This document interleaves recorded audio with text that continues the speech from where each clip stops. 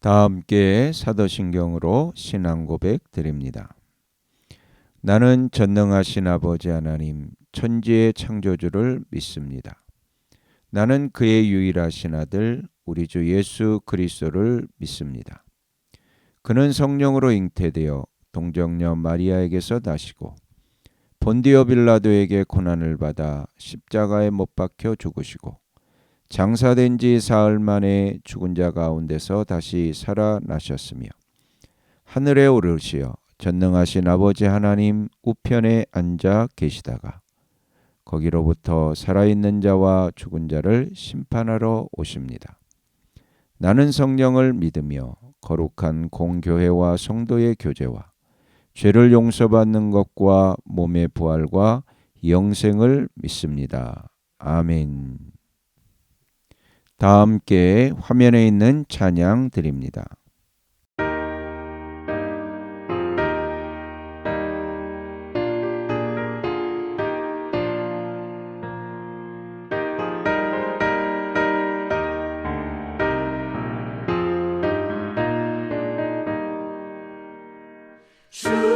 주님께 영광 다시 사신 주 사방 권세 모두 이기시었네. 흰 옷 입은 천사 돌을 옮겼고 누우셨던 곳은 비어 있었네. 주님께 영광 다시 사신 주 사방 권세 모두 이기시었네. 부활의 주님 나타나시사 두려움과 의심 물리치셨네. 주의 교회 기뻐 찬송하여라. 다시 사신 주님 죽음 이겼네. 주님께 영광 다시 사신 주 사방 권세 모두 이기시었네.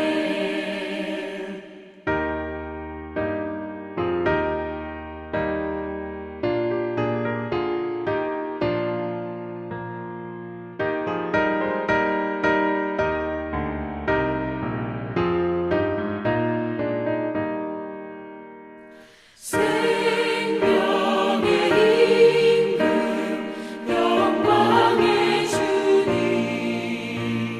주님 없는 삶은 헛될 뿐이라. 주의 사랑으로 세상 이기고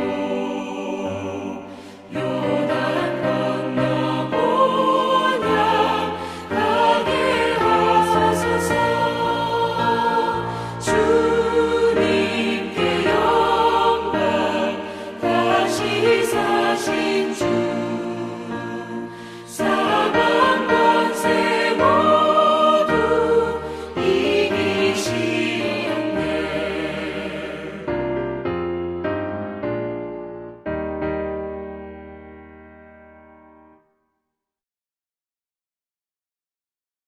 다 함께 화면에 있는 말씀 봉독하겠습니다.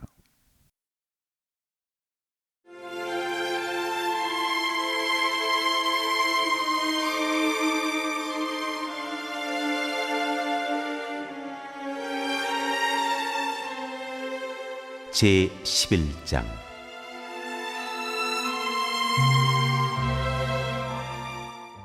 예루살렘에 입성하시다.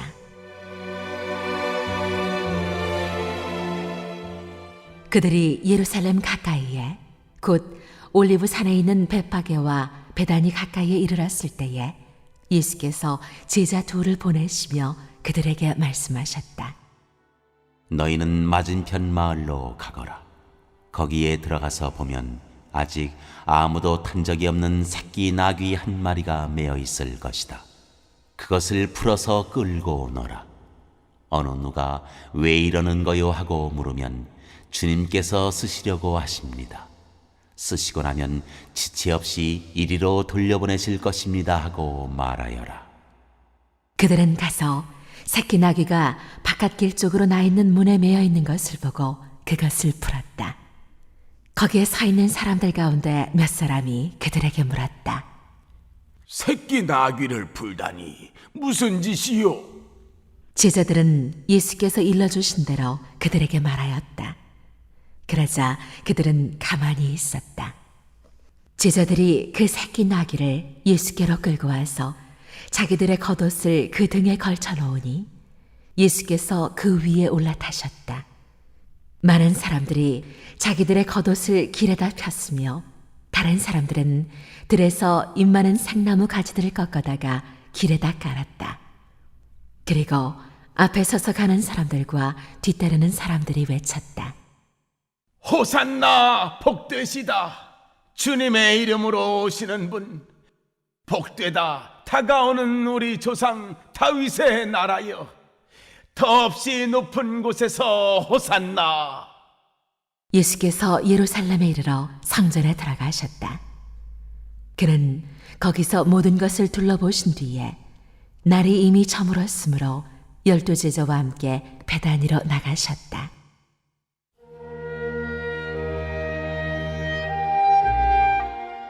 무화과 나무를 저주하시다.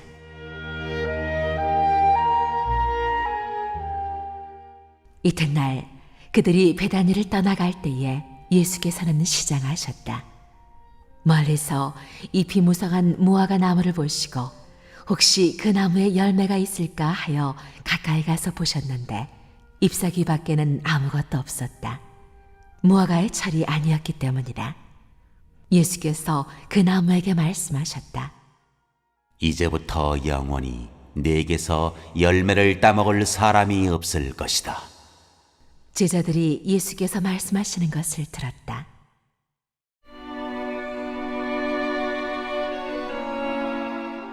성전을 깨끗하게 하시다.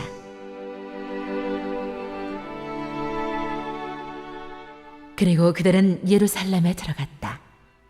예수께서 성전에 들어가셔서 성전뜰에서 팔고 사고 하는 사람들을 내쫓으시면서 돈을 바꾸어 주는 사람들의 상과 비둘기를 파는 사람들의 의자를 둘러엎으시고 성전뜰을 가로질러 물건을 나르는 것을 금하셨다. 예수께서는 가르치시면서 그들에게 말씀하셨다. 기록한 바 내 집은 만민이 기도하는 집이라고 불릴 것이다 하지 않았느냐. 그런데 너희는 그것을 강도들의 소굴로 만들어버렸다. 대제사장들과 율법학자들이 이 말씀을 듣고서는 어떻게 예수를 없애버릴까 하고 방도를 찾고 있었다. 그들은 예수를 두려워하고 있었던 것이다. 무리가 다 예수의 가르침에 놀라고 있었기 때문이다. 저녁 때가 되면 예수와 제자들은 을의 성 밖으로 나갔다.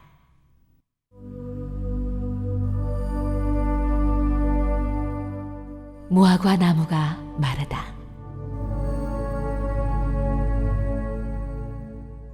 이른 아침에 그들이 지나가다가 그 무화과 나무가 뿌리째 말라버린 것을 보았다. 그래서 베드로가 전날 일이 생각나서 예수께 말하였다. 라삐님, 저 좀 보십시오. 선생님이 저주하신 저 무화과 나무가 말라버렸습니다. 예수께서는 그들에게 말씀하셨다. 하나님을 믿어라. 내가 진정으로 너희에게 말한다. 누구든지 이 산더러 번쩍 들려서 바다에 빠져라 하고 말하고 마음에 의심하지 않고 말한 대로 될 것을 믿으면 그대로 이루어질 것이다. 그러므로 나는 너희에게 말한다. 너희가 기도하면서 구하는 것은 무엇이든지 이미 그것을 받은 줄로 믿어라. 그리하면 너희에게 그대로 이루어질 것이다. 너희가 서서 기도할 때에 어떤 사람과 서로 등진 일이 있으면 용서하여라. 그래야 하늘에 계신 너희 아버지께서도 너희의 잘못을 용서해 주실 것이다.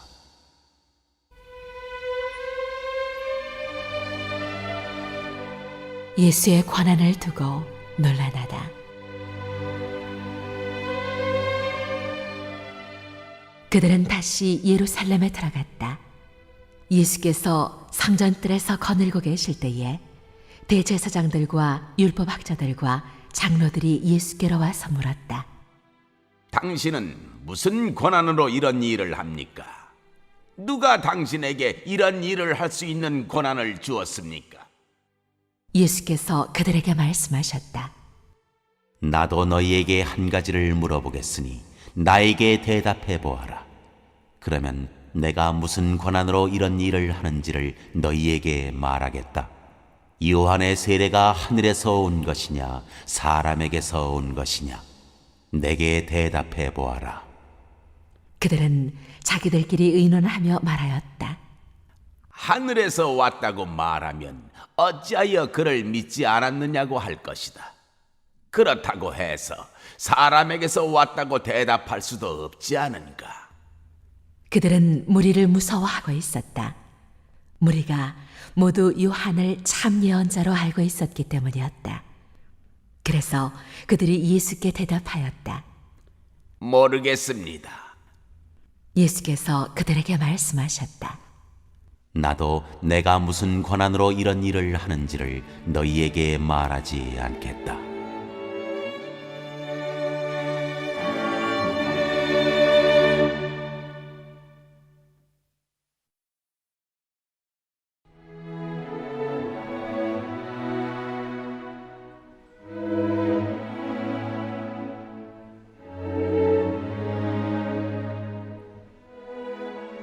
제 12장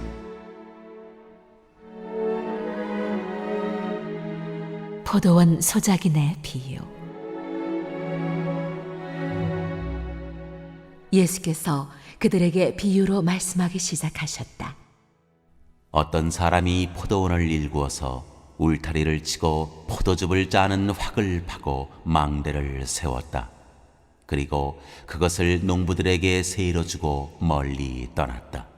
때가 되어서 주인은 농부들에게서 포도원 소출의 얼마를 받으려고 한 종을 농부들에게 보냈다. 그런데 그들은 그 종을 잡아서 때리고 빈손으로 돌려보냈다. 주인이 다시 다른 종을 농부들에게 보냈다. 그랬더니 그들은 그 종의 머리를 때리고 그를 능욕하였다. 주인이 또 다른 종을 농부들에게 보냈더니 그들은 그 종을 죽였다. 그래서 또 다른 종을 많이 보냈는데 덜어는 때리고 덜어는 죽였다. 이제 그 주인에게는 단 한 사람, 곧 사랑하는 아들이 남아 있었다. 마지막으로 그 아들을 그들에게 보내며 말하기를 그들이 내 아들이야 존중하겠지 하였다. 그러나 그 농부들은 서로 말하였다. 이 사람은 상속자다. 그를 죽여버리자. 그러면 유산은 우리의 차지가 될 것이다. 그러면서 그들은 그를 잡아서 죽이고 포도원 바깥에다가 내던졌다. 그러니 포도원 주인이 어떻게 하겠느냐? 그는 와서 농부들을 죽이고 포도원을 다른 사람들에게 줄 것이다. 너희는 성경에서 이런 말씀도 읽어보지 못하였느냐? 집을 짓는 사람이 버린 돌이 집모퉁이의 머릿돌이 되었다. 이것은 주님께서 하신 일이요 우리 눈에는 놀랍게 보인다. 그들은 이 비유가 자기들을 겨냥하여 하신 말씀인 줄 알아차리고 예수를 잡으려고 하였다. 그러나 그들은 무리를 두려워하여 예수를 그대로 두고 떠나갔다.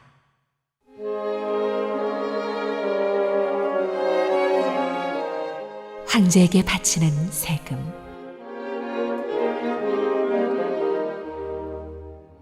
그들은 말로 예수를 책잡으려고 바리새파 사람들과 헤롯 당원 가운데서 몇 사람을 예수께로 보냈다. 그들이 와서 예수께 말하였다. 선생님, 우리는 선생님이 진실한 분이시고 아무에게도 매이지 않는 분이심을 압니다. 선생님은 사람의 겉모습으로 판단하지 않으시고 하나님의 길을 참되게 가르치십니다. 그런데 황제에게 세금을 바치는 것이 옳습니까? 옳지 않습니까? 바쳐야 합니까? 바치지 말아야 합니까? 예수께서 그들의 속임수를 아시고 그들에게 말씀하셨다. 어찌하여 나를 시험하느냐? 데나리온 한 잎을 가져다가 나에게 보여보아라. 그들이 그것을 가져오니 예수께서 그들에게 물으셨다. 이 초상은 누구의 것이며 적힌 글자는 누구의 것이냐? 그들이 대답하였다. 황제의 것입니다. 예수께서 그들에게 말씀하셨다. 황제의 것은 황제에게 돌려주고 하나님의 것은 하나님께 돌려드려라. 그들은 예수께 경탄하였다.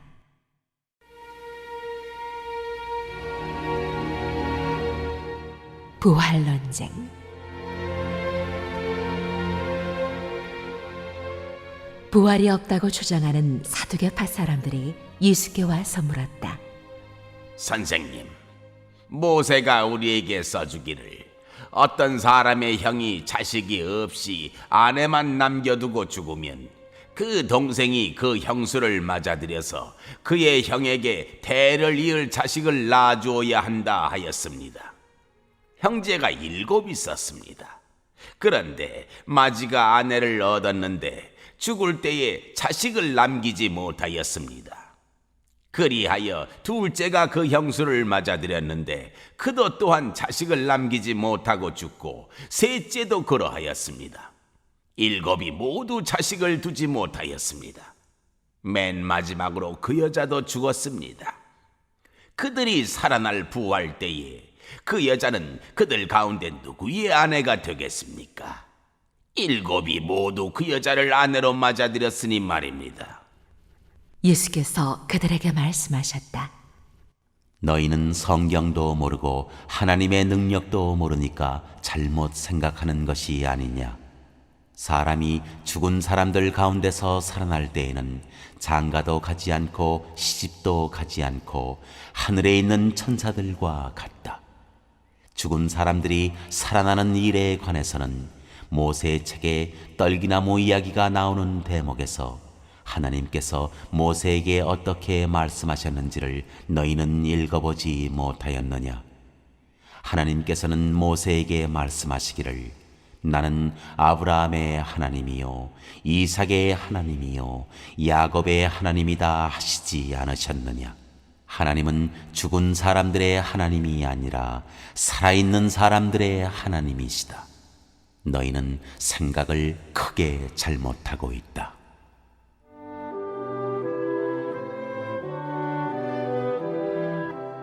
가장 큰 계명.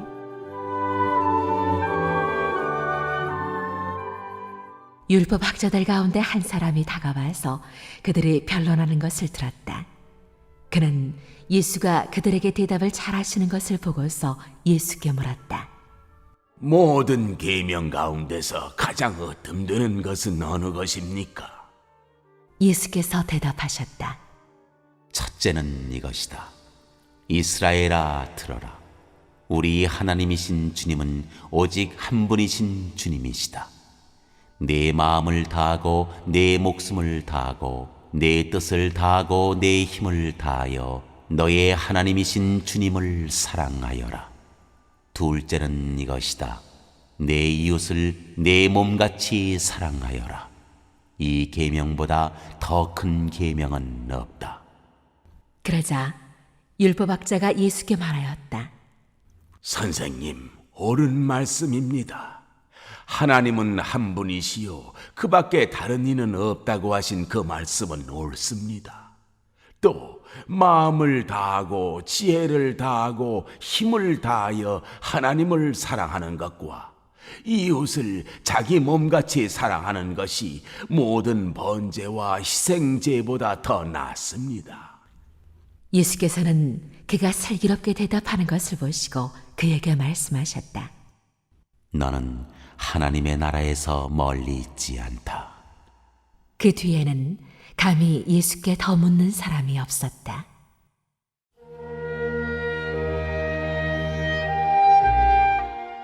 다윗의 자손과 그리스도.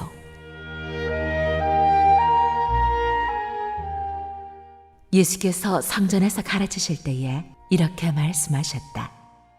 어찌하여 율법 학자들은 그리스도가 다윗의 자손이라고 하느냐?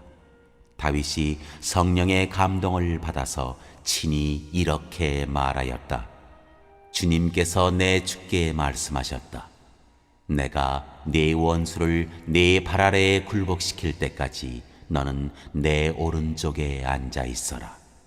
다윗 스스로가 그를 주라고 불렀는데 어떻게 그가 다윗의 자손이 되겠느냐? 많은 무리가 예수의 말씀을 기쁘게 들었다.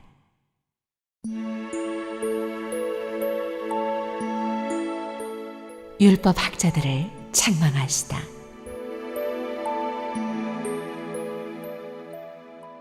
예수께서 가르치시면서 이렇게 말씀하셨다. 율법 학자들을 조심하여라. 그들은 예복을 입고 다니기를 좋아하고 장터에서 인사받기를 좋아하고 회당에서는 높은 자리에 앉기를 좋아하고 잔치에서는 윗자리에 앉기를 좋아한다. 그들은 과부들의 가산을 삼키고 남에게 보이려고 길게 기도한다. 이런 사람들이야말로 더 엄한 심판을 받을 것이다.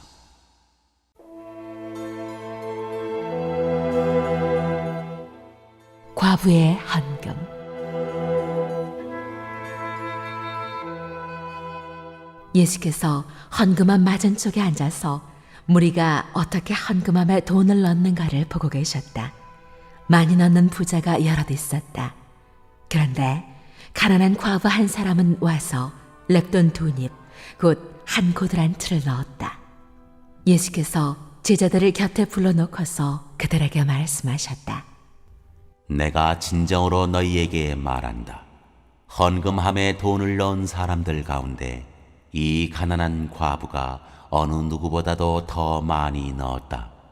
모두 다 넉넉한 데서 얼마씩을 떼어 넣었지만 이 과부는 가난한 가운데서 가진 것 모두 곧 자기 생활비 전부를 털어넣었다.